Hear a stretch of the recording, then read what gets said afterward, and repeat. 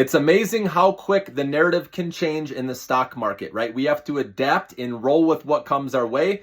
This was the best case scenario. What happened today? Obviously, the US China agreeing to reduce these reciprocal tariffs by 115%. Remember, this is for 90 days, but I do believe they'll work out a deal within the 90 days. And if they can do the same thing with the other countries, right, which we know that deadline's coming up sooner, okay, then that's going to help as well with the momentum. And Trump's going to be going to the Middle East as well. I could see him coming out with some deals there. So I think this trade deal momentum is going to continue.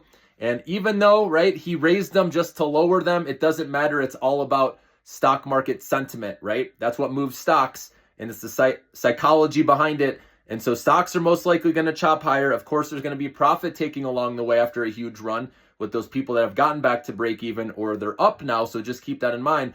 But now the narrative changes, guys, with Trump reversing or Bessent, getting these tariffs down. Now there's less fear of high inflation, which means less fear of high unemployment, which means we could get to an interest rate cut quicker.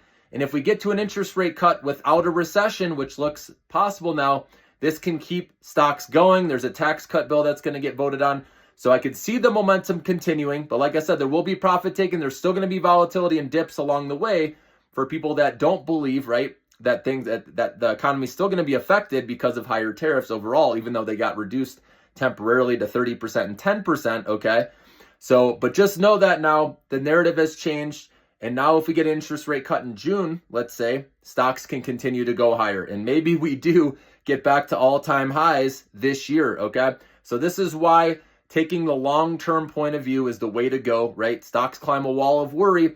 And so it's best to stay away from the headline news unless you're day trading, short-term trading. Obviously, that's a lot more stressful trying to time the market. But if you keep the long-term mindset, you just take advantage no matter what's going on the big dips like we got right in February, March, even in April, right? If you're buying into the dip, it usually pays off long-term if you're in the right names, which you guys know, the Millionaire Maker stock portfolio, these are the right names.